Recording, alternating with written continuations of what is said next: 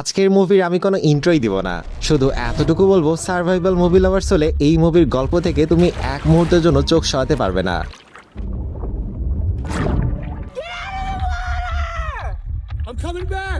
মুভিটা এই মাসে রিলিজ হয়েছে, তাই ভাবলাম এত সুন্দর মুভি তোমাদের সাথে শেয়ার না করে থাকা যায় নাকি। তো মুভির নাম হলো দ্য বে।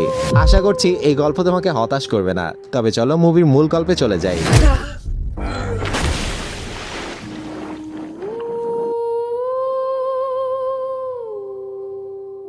গল্পের শুরুটা হয় একটা শান্ত থাইল্যান্ডের বিয়ের অনুষ্ঠান থেকে। বরকনে দুজনকে ভালোবেসে বিয়েটা করতে চলেছে, এই জন্য দুজনকে অনেক খুশি দেখাচ্ছিল। তবে এদের দুজনের থেকেও দুইটা মেয়ে খুব খুশি ছিল, কেননা তাদের বেস্ট ফ্রেন্ডের বিয়ে বলে কথা। এই মেয়েটার নাম অ্যামা, পাশের জন লনি। লনি অ্যামাকে বলে, এরপর তোমার বিয়েতে আমি অনেক মজা করব। অ্যামা লজ্জা পেয়ে বলে, ইস কি যে বলো না, এরপর তোমার বিয়ে হবে। একটু বলে দেই, এই দুই বান্ধবী পেশায় নার্স। যাই হোক, লনির বয়ফ্রেন্ড ভিডিও কল দিলে একটু সাইডে চলে যায়, তাই অ্যামা একাই খাবার খাওয়ার জন্য চলে যায়। বিয়েতে বুফে সিস্টেমে খাবার দেওয়া হয়েছিল। অ্যামা এর জন্য অনেকটা কনফিউজ ছিল যে সে কোন খাবারটা খাবে। এছাড়াও ম্যাক্সিমাম খাবারই তার কাছে নতুন ছিল। তখন একজন ব্যক্তি তার কাছে আসে, ইনার নাম ম্যান্ডেল। সে বলে, তুমি চাইলে প্রথমে রেশমি পোকা ট্রাই করে দেখতে পারো। প্রথমে অ্যামা খেতে রাজি না হলেও কিছুটা ম্যান্ডেলের জোরাজোরিতে খেতে রাজি হয়, কিন্তু মুখে দেওয়ার পর আর হজম হয় না, তাই বমি ভাব চলে আসে। তাই অ্যামা বলে, আমার মনে হয় ডেজার্ট আইটেমই ট্রাই করা উচিত। এই বলে সে সেখান থেকে চলে যায়। একটু পর সেখানেও ম্যান্ডেল অ্যামার কাছে আসে আর জিজ্ঞেস করে, তুমি ঠিক আছো তো? অ্যামা বলে, হ্যাঁ আমি ঠিক আছি। আর জিজ্ঞেস করে, তোমার বাড়ি কোথায়? ম্যান্ডেল উত্তর দেয়, সমুদ্র। মানে হলো অস্ট্রেলিয়া বালিতে সে ইকোবোর্ড ট্যুরে কাজ করে, এখন থাইল্যান্ডে এসেছে। অ্যামা নিজের সম্পর্কেও বলে যে সে একজন নার্স, রাতের বেলা কাজ করে আর সে কাজকে অনেক ভালোবাসে। কথার মাঝে ম্যান্ডেল অ্যামার চোখের দিকে তাকিয়ে বলে, তোমার চোখের রং কি? অ্যামা উত্তর দেয়, নীল, কিন্তু পরক্ষণে বলে, নীলের চেয়ে সবুজের পরিমাণটা বেশি। ম্যান্ডেল বলে, প্রবাদে একটা কথা আছে জানো, সবুজ চোখ হলো সৌভাগ্যের প্রতীক। তখন লনি সেখানে আসলে অ্যামা ম্যান্ডেলের সাথে পরিচয় করিয়ে দেয় যে লনি তার বেস্ট ফ্রেন্ড আর একসাথেই কাজ করে। এরপর সন্ধ্যাবেলা বিয়েতে থাকা অতিথিরা একসাথে হয়ে নতুন সম্পর্কে বাঁধা বরকনেকে উদ্দেশ্য করে ফানুস উড়ানোর উৎসবে মেতে ওঠে। অ্যামা ফিসফিস করে লনিকে বলে, দেখো ম্যান্ডেল কি করছে। লনি বলে, সে তো সাধনা করছে। আরো বলে, এক কাজ করো, তুমি তাকে বিয়ে করে নাও। অ্যামা হেসে বলে, আমি এখনো বিয়ের জন্য প্রস্তুত না। এরপর ম্যান্ডেল দুজনে কাছে আসে আর আগামীকালের প্ল্যানের ব্যাপারে জিজ্ঞেস করে। লনি বলে, তারা আগামীকাল উপসাগর ভ্রমণ করতে যাচ্ছে। এই কথায় ম্যান্ডেল বলে, তাহলে আমার ইকো বোটে আসো, আমি তোমাদেরকে কেয়ারফুলি ভ্রমণে নিয়ে যাব আর একদম কাছে থেকে হাঙর দেখাবো। অ্যামা খুশি হয়ে বলে, ঠিক আছে, যদিও হাঙর আমি ভয় পাই। লনি আশ্বাস দিয়ে বলে, আরে বোকা বান্ধবী, কিছুই হবে না। এরপর সবাই প্রকৃতিকে উদ্দেশ্য করে ফানুস পানিতে ছেড়ে দেয়। পরের দিন অ্যামা আর লনি ডকের কাছে গেলে লনি বাচ্চাদের জিজ্ঞেস করে, তোমাদের ভ্রমণ কেমন কাটলো? হাঙর দেখেছো? বাচ্চাটি বলে সে তার থেকেও বড় হাঙর কাছ থেকে দেখেছে। দুজনকে দেখে ম্যান্ডেল অনেক খুশি হয় আর বলে, দেখেছো, আজকের আবহাওয়াটা অনেক চমৎকার। এরপর তার ডানহাতি কর্মী রোহানের সাথেও পরিচয় করিয়ে দেয় আর বলে যে রোহান সম্প্রতি গ্রেট বেরিয়ার রিফ থেকে কাজ করে ফিরেছে। লনি এই পুরো ট্রিপ রেকর্ড করার জন্য সাথে করে ক্যামেরা নিয়ে এসেছিল। ভিডিও রেকর্ড করার সময় বলে, আমি এখন হাঙ্গরের ট্রিপে যাচ্ছি, আমাদের সাথে আছে ক্যাপ্টেন ম্যান্ডেল। এছাড়াও লনি ম্যান্ডেলকে শার্ক হুইস্পার হিসেবেও সম্বোধন করে, যার মানে হলো। এরপর লনি নৌকায় উঠে পড়ে। অ্যামা কিছুটা সাইডে দাঁড়িয়েছিল। ম্যান্ডেল অ্যামাকে ডেকে নৌকায় তুলে স্বাগতম জানায়। এরপর ম্যান্ডেল ইঞ্জিন চালু করে। অ্যামা লনি অনেকটা এক্সাইটেড ছিল। এরপর নৌকা আস্তে আস্তে করে এগিয়ে যেতে শুরু করে। অ্যামা সমস্ত কিছুই ভিডিও ধারণ করে রাখছিল। দ্বীপের প্রতিটা দৃশ্য দুজনকে অনেক মুগ্ধ করছিল। লনি ম্যান্ডেলকে জিজ্ঞেস করে, আমরা যেখানে যাচ্ছি সেখানে সিগন্যাল আছে তো? আমি ওই মুহূর্তে আমার বয়ফ্রেন্ডকে কল করতে চাই। ম্যান্ডেল বলে, ফিরে আসা অবধি সেখানে কোনো নেটওয়ার্ক পাওয়া যাবে না। এছাড়াও মজা করে বলে, তুমি চাইলে বোতলে ভরে তোমার মনের কথা বয়ফ্রেন্ডকে পাঠাতে পারো। এই কথায় অ্যামা কিছুটা হাসে। চলতে চলতে ম্যান্ডেল বলে, আমরা মানুষজন হাঙরকে যতটা না বিপজ্জনক মনে করি, আসলে তা নয়। মানুষের মধ্যেও যেমন ভালো খারাপ আছে, তেমনি হাঙরদের মধ্যেও রয়েছে। মানুষ যখন হাঙরকে শিকার করতে চায়, তখন হাঙর নিজেদের রক্ষার জন্য মানুষের উপরই আক্রমণ করে। তবে সমুদ্রের ভারসাম্য রক্ষার জন্য হাঙর অনেক ভূমিকা পালন করে। এই জন্য আমাদের উচিত তাদেরকে শিকার না করা। কিন্তু অনেক মানুষই এই ব্যাপারটা বোঝে না। ম্যান্ডেলের হাঙ্গরের প্রতি এত টান আর ভালোবাসা দেখে অ্যামা মুগ্ধ হয়। এরপর আবার সবাই চুপ করে প্রকৃতির এই মনোরম দৃশ্যগুলো উপভোগ করতে করতে এগিয়ে যাচ্ছিল। ফাইনালি নৌকাটি দ্য বে নামক জায়গাতে এসে পৌঁছায়। ম্যান্ডেল বলে, এখানে হাঙরগুলো তাদের শিকার আর প্রযোজন করতে আসে। আরো বলে, হাঙরের পাখনা আর লেজের দাগ কিছুটা মানুষের হাতের আঙ্গুলের ছাপের মতো, যেটার মাধ্যমে প্রত্যেকটা হাঙরকে আলাদাভাবে চেনা যায়। এরপর ম্যান্ডেল রোহানকে নোঙর ফেলতে বলে আর অ্যামা লনিকে বলে, তোমরা পানিতে মনোযোগ দিয়ে দেখো, হাঙররা পানিতেই আছে। তখনই লনি একটা হাঙর দেখতে পায়, যেটা দেখে এমা অনেক অবাক হয়ে তাকিয়েছিল।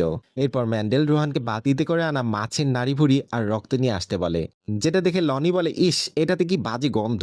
ম্যান্ডেল বলে, আমি চাই এই খাবার তোমরা নিজ হাতে হাঙরদের দাও। এমা বলে, কখনোই না। ম্যান্ডেল তখন ব্যাখ্যা করে, এই খাবার আমাদের কাছে বাজে মনে হলেও হাঙরদের কাছে আইসক্রিমের মতো। তাই বাধ্য হয়ে লনি শেষমেশ খাবার পানিতে ফেলতে রাজি হয়। খাবার পানিতে ফেলার কিছুক্ষণের মধ্যেই সেখানে 8-10টা হাঙর চলে আসে আর মজা করে খাবার খাওয়া শুরু করে দেয়। লনি আমার কাছে থেকে ক্যামেরাটা চেয়ে নেয়, যেন এই সুন্দর দৃশ্যটা রেকর্ড করতে পারে। ম্যান্ডেল তখন বলে, মানুষের মতোই অনেক হাঙর লাজুক, আবার হিংস্র, এই জন্য আমাদের সবসময় সতর্ক থাকতে হবে। এমা জিজ্ঞেস করে, হাঙরদের মেজাজ খারাপ থাকলে কি তারা মানুষদের আক্রমণ করে?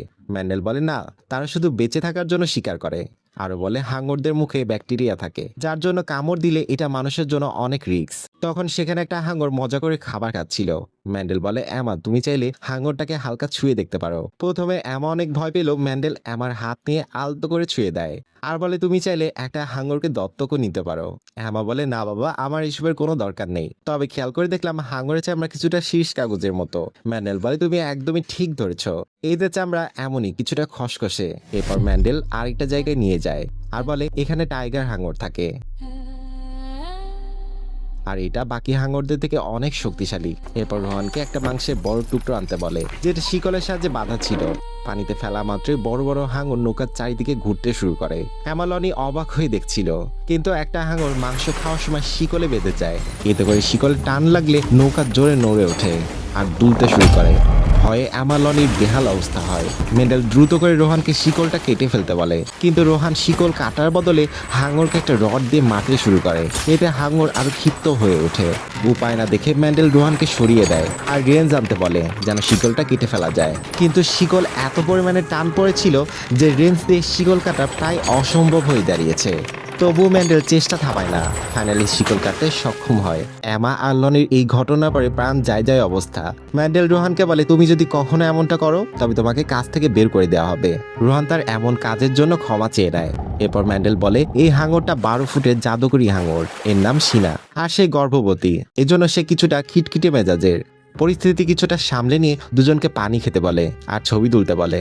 কিন্তু এদিকে যখন রোহান ইঞ্জিন চালু করতে যায় তখন বারবার চেষ্টা করেও ইঞ্জিন চালু করতে পারে না। তাই ম্যান্ডেল এগিয়ে এসে ইঞ্জিনে কিছু সরঞ্জাম খুলে ইঞ্জিন ঠিক করার চেষ্টা করছিল। তখন রোহান খেয়াল করে নৌকায় পানি উঠছে। আসলে হাঙরের ধাক্কায় নৌকার নিচের তলা কিছুটা ফেটে গিয়েছিল, আর এভাবে যদি পানি নৌকায় উঠতে থাকে তবে তো নৌকা ডুবে যাবে। কিন্তু ম্যান্ডেল অ্যামালনিকে নিয়ে বেশ ভয় ছিল, কেননা সে দায়িত্ব নিয়ে তাদের এখানে এনেছে। তাই তাদের কাছে গিয়ে বলে সবকিছু স্বাভাবিক আছে আর দুজনকে সেফটি ড্রেস দেয়। কিন্তু ম্যান্ডেল সব স্বাভাবিক বললেও দুজন খুব ভালোভাবে বুঝতে পেরেছিল সামনে ভালো কিছু হতে যাচ্ছে না। এদিকে রোহান নোঙর ফেলে দেয়, নৌকা যেন থমকে ওঠে। এরপর বালতি করে পানি বাহিরে ফেলতে শুরু করে। অন্যদিকে ম্যান্ডেল রেডিওতে সাহায্য চাইছিল, কিন্তু কোনো সিগন্যালই পাচ্ছিল না। বিপদ দেখে অ্যামালনি কাপড় দিয়ে পানি বাহিরে ফেলতে শুরু করে, এতে যতটুকু সাহায্য করা যায় আর কি। লনি বলে, তুমি যদি সাহায্য এখন না পাও তবে তো এই নৌকা ডুবে যাবে আর আমরা সবাই এক এক করে মারা যাব।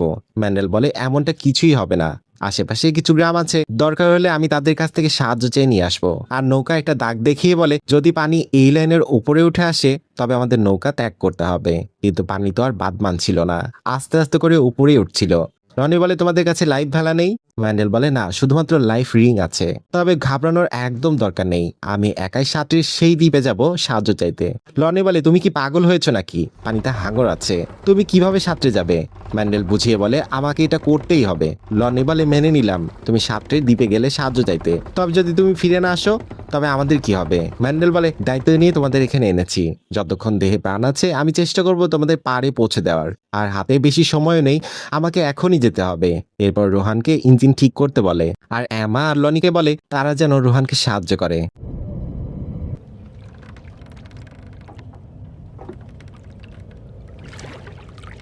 এরপর ম্যান্ডেল আস্তে আস্তে পানিতে নেমে পড়ে আর পানিতে ডুব দিয়ে দেখে নেয় আশেপাশে কোনো হাঙর আছে কিনা।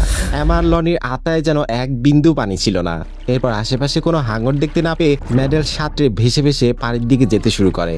লনি আমাকে বলে, এটা দুঃস্বপ্ন, এটা কখনো বাস্তব হতে পারে না। ম্যান্ডেল হাল না ছেড়ে আস্তে আস্তে এগিয়ে যাচ্ছিল। রোহান দুজনকে বলে, আমার মনে হয় না সে এটা করতে পারবে, কেননা এখানে অনেক হাঙর আছে। তখনই দুইটা হাঙর ম্যান্ডেলের দিকেই যাচ্ছিল, যেটা দেখে এমা চিৎকার করে ওঠে আর বলে, ম্যান্ডেল পেছনে দেখো, দুইটা হাঙর তোমার দিকেই যাচ্ছে, যত দ্রুত পারো পাড়ে উঠে যাওয়ার চেষ্টা করো। কয়েক মুহূর্তের জন্য সবাই ভেবে নিয়েছিল ম্যান্ডেল পাড়ে পৌঁছাতে পারবে না, কিন্তু ম্যান্ডেল হাঙরের আক্রমণ ছাড়াই কোনো রকমে পাড়ে উঠে যায়। এটা দেখে তো বাকিরা অনেক খুশি হয় আর বলে, আমরা জানতাম তুমি পারবে, দ্রুত যাও আর সাহায্য নিয়ে চলে আসো আমাদের জন্য। এরপর ম্যান্ডেল ঘন জঙ্গল বেয়ে দৌড়ে এগিয়ে যেতে শুরু করে। তার মাথায় শুধু একটাই চিন্তা, যে করে হোক বাকিদের এই বিপদ থেকে উদ্ধার করতে হবে। দৌড়ানোর সময় পায়ে আঘাত পেয়েও সামনে এগিয়ে যেতে থাকে। এদিকে হাঙরগুলো টের পেয়ে নৌকার আশেপাশে ঘুরে বেড়াচ্ছিল, সবাই নৌকা থেকে পানি ফেলে দিচ্ছিল। লনি ক্ষিপ্ত হয়ে বলে, এতক্ষণ হয়ে গেল ম্যান্ডেল এখনো কেন ফিরে এলো না? রোহান রাগ দেখিয়ে বলে, ওসব চিন্তা বাদ দিয়ে কাজে মনোযোগী হও। লনি বলে, ম্যান্ডেল যদি পারে তবে আমরা কেন সাঁতরে পাড়ে যেতে পারবো না?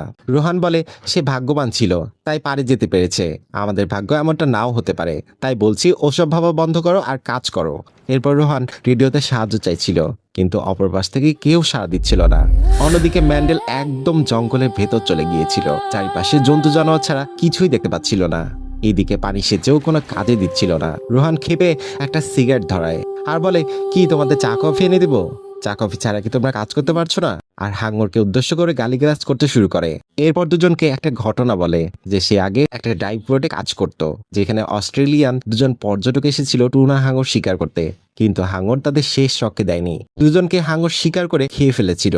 একজনকে আহত অবস্থায় তুলে আনা গেলেও তাকেও বাঁচানো যায়নি। তাই এখানে আমরাও মতে চলেছি, বাঁচার কোনো আশা নেই। অন্যদিকে ম্যান্ডেল দূরে কয়েকটা বাসস্থল দেখতে পেলে চিৎকার করে সাহায্য চাইতে থাকে, কিন্তু কেউ তার ডাকে সাড়া দেয় না। যদিও গ্রাম কাছে দেখা গেলেও অনেকটা দূরে ছিল। তখন সেখানে একটা ডিঙি নৌকা দেখতে পায়, তাই উপায় না পেয়ে এটাকে নিয়ে বাকিদের কাছে যাওয়ার সিদ্ধান্ত নেয়। এদিকে নৌকার অর্ধেক অংশ পানির মধ্যে চলে গিয়েছিল। ম্যান্ডেলকে আসতে না দেখে লনি অনেক ভেঙে পড়ে, ভেবেই নেয় সে এবার হাঙরের শিকার হতে চলেছে। কিন্তু এমা আশ্বাস দিয়ে বলে, আমি জানি সে আসবে আর আমরা এখান থেকে বেঁচেই ফিরবো। রোহান সিগন্যাল পাওয়ার অনেক চেষ্টা করছিল। এমা বেঁচে থাকার আশা হারিয়ে একদমই ভেঙে পড়ে আর পানি সেচে ফেলা বন্ধ করে দেয়। রোহান খেপে বলে, দ্রুত কাজ করো। লনি খেপে বলে, গাধা নাকি তুমি, দেখছো না আমাদের এতটুকু পানি সেচে কোনো লাভই হচ্ছে না। নৌকা অলরেডি অর্ধেক ডুবে গিয়েছে, বাকিটাও কিছুক্ষণের মধ্যেই ডুবে যাবে। আমরা কিছুই করতে পারবো না, আমরা সবাই মরতে চলেছি। এটা একদম সত্য কথা। তখন এমা ম্যান্ডেলকে নৌকা করে আসতে দেখে আর চিৎকার করে বলে, আমি জানতাম তুমি আসবে, আমার বিশ্বাস ছিল তুমি আমাদের একা করে পালিয়ে যাবে না। আস্তে আস্তে ডিঙি করে ম্যান্ডেল বাকিদের কাছে এসে পৌঁছায় আর এমা লনিকে বলে, এই ডিঙি করে তোমরা চলে যাও, পাশে একটা গ্রাম দেখেছি, আশা করছি সেখানে গেলে তোমরা সাহায্য পাবে। এমা বলে, যদি আমরা চলে যাই তবে তোমরা কিভাবে আসবে? ম্যান্ডেল বলে, ওটা ভাবতে হবে না, আমরা যে কোনো উপায়ে চলে আসবো। আর যদি তোমরা সাহায্য নিতে পারো তবে তাদের বলে দিও এখানে দুজন সাহায্যের জন্য অপেক্ষা করছে। কিন্তু রোহান বলে, না, এরা দুজন যাবে না, আমি যাব, আমি প্রথমে যাব। ম্যান্ডেল বুঝিয়ে বলে, আমরা দায়িত্ব নিয়ে এদের এখানে এনেছি, তাই এদের পরিপূর্ণ হক আছে এই ডিঙি করে আগে পারে যাবার। দুজনে তর্কাতর্কির মাঝে বইটা নৌকা থেকে পড়ে গিয়ে কিছুটা দূরে ভেসে চলে যায়, যেটা দেখে সবাই তো আবার আতঙ্কিত হয়ে পড়ে যে এটা আবার কি আনবে। বাধ্য হয়ে ম্যান্ডেল সিদ্ধান্ত নেয় সে বইটা আনবে, তাই আবারও সাহস করে পানিতে নেমে পড়ে আর আস্তে আস্তে এগিয়ে যেতে শুরু করে। এরপর বইটা কোনো রকমে হাতের নাগালে নিয়ে আসে, কিন্তু এবার তার ভাগ্য হাতে ছিল না, কেননা তখনই একটা হাঙর এসে তার পায়ে কামড়ে দেয়। এমা আর লনি সাহস দিয়ে কোনো রকমে ম্যান্ডেলকে নৌকার দিকে নিয়ে আসে আর কষ্ট করে ওপরে তুলে নেয়। চেক করলে দেখে পায়ে একটা ক্ষত, যেখান থেকে অঝরে রক্ত চড়ছে। লনি একটা দড়ি নিয়ে কোনো রকমে ক্ষত স্থান বেঁধে দেয় যেন রক্ত পড়া কিছুটা কমে। এদিকে সুযোগ পেয়ে রোহান ডিঙিতে উঠতে যায়, তখনই ম্যান্ডেল এসে রোহানকে ধরে ফেলে আর বলে, তুমি এমনটা করতে পারো না। আর দুজনকে বলে, এখনই তোমরা ডিঙিতে উঠে যাও আর এখান থেকে সেই গ্রামের দিকে চলে যাও। তাই বাধ্য হয়ে দুজন ডিঙিতে উঠে পড়ে আর ম্যান্ডেল রোহানকে শক্ত করে ধরে রেখেছিল যেন দুজনকে বাধা দিতে না পারে। কিন্তু রোহান ম্যান্ডেলের সেই ক্ষত জায়গায় আঘাত করে, এতে ম্যান্ডেল কিছুটা কাবু হয়ে যায়। এরপর রোহান ডিঙি ধরে ফেলে আর লাফ দেওয়ায় ডিঙি উল্টে যায়, ফলে এমা লনি দুজনে পানিতে পড়ে যায়। এমা সাঁতরে নৌকাতে উঠলেও লনি খেপে ডিঙি ধরে রেখেছিল, তাই রোহান একটা ছুরি বের করে আর লনিকে আঘাত করার অনেক চেষ্টা করে। এমা লনিকে অনেক বোঝাচ্ছিল যে মারামারি না করতে, কিন্তু রোহান বৈঠা নিয়ে লনির কপালে একটা আঘাত করে দেয়। তবুও হাল ছাড়ে না লনি, বৈঠা কোনো রকমে রোহানের হাত থেকে ছিনিয়ে নেয়। তাই উপায় না দেখে রোহান বৈঠা ছাড়াই বাতাসের সাহায্যে দূরে এগিয়ে যেতে শুরু করে। এমা বুঝতে পারে লনি একা একা নৌকাতে আসতে পারবে না, তাই বুকে সাহস নিয়ে পানিতে নেমে পড়ে। তখনও কয়েকটা হাঙর আশপাশ দিয়ে ঘুরে বেড়াচ্ছিল। যাই হোক, অনেক কষ্টের পর প্রিয় বান্ধবীকে নৌকায় তুলে আনে, কিন্তু চেক করলে দেখে লনি রোহানের ছুরিতে গুরুতর আহত হয়েছে। এদিকে রোহান হাত দিয়ে ডিঙি নিয়ে এগিয়ে যাচ্ছিল, কিন্তু বাতাসের বেগ ছিল বেশি, তাই ঠিক মতো দিক ঠিক করতে পারছিল না। এমা লনিকে বলে সবকিছু ঠিক আছে, আমরা এখান থেকে পারে যাব, চিন্তার কোনো কারণ নেই। অ্যামালনি ক্ষত জায়গা চেপে ধরেছিল। এদিকে ম্যান্ডেলের রক্ত পড়া তখনও বন্ধ হয়নি, তাই দড়ি দিয়ে আবারও ক্ষতস্থান বেঁধে নেয়। পানিতে রক্ত ভেসে যাচ্ছিল, যেটার জন্য হাঙর তাদের কাছে এগিয়ে আসছিল। বাতাসে পানির স্রোত যেন বেড়েই চলেছিল, তবে হাল না ছেড়ে রোহান এগিয়ে যাচ্ছিল। এমা লনিকে চোখ খুলে রাখতে বলে। লনি বলে সব আমার দোষ, যদি আমি এখানে আসতে না বলতাম তবে এমনটা হতো না, আমরা বেঁচে থাকতাম, সবাই বিপদ মুক্ত থাকতাম। এমা বলে এখানে তোমার কোনো দোষ নেই, সবই ভাগ্য, চাইলেও আমরা আমাদের ভাগ্য বদলে ফেলতে পারি না, এটা হবার ছিল তাই হয়েছে, তুমি এসব নিয়ে একদম ভাববে না। তখন রেডিওতে সামান্য সিগন্যাল পায়। এতে এমা লনিকে বলে তুমি হাল ছেড়ো না, আমরা বেঁচে থাকবো, ওরা আসছে। লনি বলে আমি জীবনে অনেক খারাপ মুহূর্ত পার করে এসেছি, তবে আমার এখন একটু বিশ্রামের প্রয়োজন। কাঁপতে কাঁপতে লনি শেষ নিঃশ্বাস ত্যাগ করে। এমা বুঝতে পারে তার বেস্ট ফ্রেন্ড কখনোই তার ডাকে আর সাড়া দেবে না। চারিদিকে হাঙরের পাল ঘোরাঘুরি করছিল। ম্যান্ডেলের অ্যামাকে সান্ত্বনা দেবার মতো কোনো ভাষাই ছিল না। নৌকাটা তখন প্রায় ডুবেই যাচ্ছিল। ম্যান্ডেল অ্যামাকে শান্ত করে আর বলে দেখো লনির গা থেকে এখনো রক্ত ঝরছে, আর কিছুক্ষণের মধ্যে নৌকাটাও ডুবে যাবে, এই জন্য আমাদের পানিতে নামা ছাড়া কোনো উপায় নেই। নিজেকে শান্ত করো আর একটা ভেলা বানাও, আমরা শিকারের মতো আচরণ করা ছাড়া পানিতে নেমে ভেসে যেতে শুরু করব, হয়তো এতে আমাদের প্রাণ বেঁচেও যেতে পারে। অ্যামা তাই বাধ্য হয়ে কোনো রকমে একটা ভেলা বানিয়ে নেয়। পানিতে তাকালে ম্যান্ডেল দেখে সেখানে অসংখ্য হাঙর ঘুরে বেড়াচ্ছে। তাই আমাকে বলে আমাদের উচিত লনিকে টোপ হিসেবে ব্যবহার করা আর তাকে পানিতে ফেলে দেওয়া, আর এই সুযোগে আমরা ভেলা করে এখান থেকে চলে যাব। কিন্তু প্রিয় বান্ধবীকে হাঙরের টোপ হিসেবে ব্যবহার করতে চাইছিল না অ্যামা। ম্যান্ডেল বুঝিয়ে বলে দেখো অ্যামা, এটা ছাড়া আমাদের হাতে আর কোনো উপায় নেই। তাই বাধ্য হয়ে প্রাণপ্রিয় বান্ধবীকে পানিতে ফেলে দেয় আর লনির মৃতদেহকে বলে আমি তোমাকে অনেক ভালোবাসি, আমাকে ক্ষমা করে দিও। এরপর হাঙর এসে লনির দেহকে ছিঁড়ে ছিঁড়ে খেতে শুরু করে। অ্যামা এসব সহ্য করতে না পেরে একেবারে হয়ে বসে থাকে।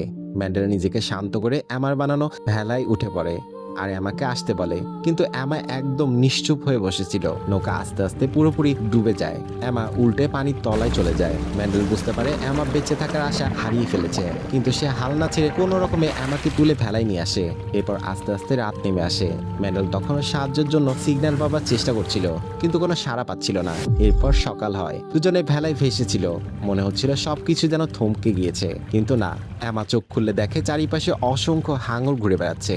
ম্যান্ডেল বুঝতে পারে সামনে কি হতে চলেছে, তাই হাত থেকে খুলে ব্রেসলেট অ্যামাকে পরিয়ে দেয়। অ্যামা বলে ম্যান্ডেল আমাকে ছেড়ে যেও না, তুমি আমাকে কথা দিয়েছিলে তুমি আমাকে ছেড়ে যাবে না, আমাকে পারে না তুলে তুমি যেতে পারো না। ম্যান্ডেল বলে সবুজ চোখের মেয়ে, তুমি বেঁচে থাকবে, ওরা আসছে। এই দৃশ্য দেখে আমার টাইটানিকের কথা মনে পড়ে গেল। কে কে টাইটানিক মুভিটা পছন্দ করো কমেন্ট করে জানিয়ে দিও। এরপর ম্যান্ডেল ভেলা ছেড়ে দেয়। অ্যামা চিৎকার করে তাকে ডাকছিল যেন সে তাকে একা ছেড়ে না যায়, কিন্তু এটা করা ছাড়া কোনো উপায় ম্যান্ডেলের ছিল না। এরপর হাঙর এসে ম্যান্ডেলকেও ছিঁড়ে ছিঁড়ে খেয়ে ফেলে। মাঝ সমুদ্রে অ্যামা শুধু একাই ভেলায় ভেসেছিল। বেশ কিছুক্ষণ পর একটা নৌকা দেখতে পায়, কিন্তু অনেক ডেকেও লাভ হয় না। তখন সে কিছুটা দূরে ওয়াকিটকিটা দেখতে পায়, তাই ভেলা থেকে নেমে পড়ে সেটা আনার জন্য। কোনো রকমে ওয়াকিটকিটা নিয়ে নেয় আর ফিরে আসার সময় পানির নিচে তাকালে দেখে কিন্তু হাঙরটা তার উপর আক্রমণ করে না। মনে আছে ম্যান্ডেল বলেছিল কিছু হাঙর শান্তও হয়, যদি তুমি আক্রমণ করার উদ্দেশ্যে না থাকো তবে অনেক হাঙর তোমার উপর আক্রমণ করবে না। তাই আমাকে হাঙরটা আক্রমণ করে না। এরপর সিগন্যাল পাবার অনেক চেষ্টা করে। আমার ভাগ্য এবার সহায় হয় আর সেই সিগন্যাল পেয়েও যায়। এরপর নৌকা এসে আমাকে উদ্ধার করে নিয়ে যাচ্ছিল, আর সেই নৌকাতে করে রোহানও যাচ্ছিল। রোহান যখন দেখে অ্যামা নৌকাতে করে যাচ্ছে, তখন সে ভাবে যদি সে পারে যায় তবে সে সবাইকে বলে দেবে তার জন্য বাকিরা মারা গিয়েছে।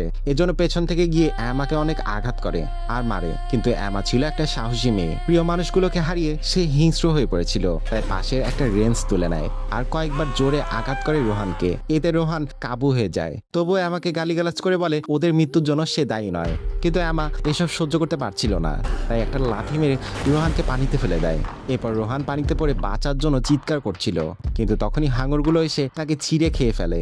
আমার দূর থেকে নৌকায় করে এসব দেখছিল আর ভাবছিল এটাই বাকি ছিল, বান্ধবীর খুনিকে সে মারতে পেরেছে, এইটাই অনেক। লনিকে বলে তুমি যেখানে থাকো ভালো থাকো। এভাবে এই মুভির গল্প শেষ হয়। তোমাদের কাছে একটাই অনুরোধ, অরিজিনাল সাউন্ড আর একটা মুভির ভাইব ধরে ভিডিও বানাতে মিনিমাম 24 ঘন্টার মতো সময় লাগে, তাই একটা লাইক তো দিতেই পারো। যাই হোক, সবাই ভালো থেকো, দেখা হচ্ছে খুব শীঘ্রই। আল্লাহ হাফেজ।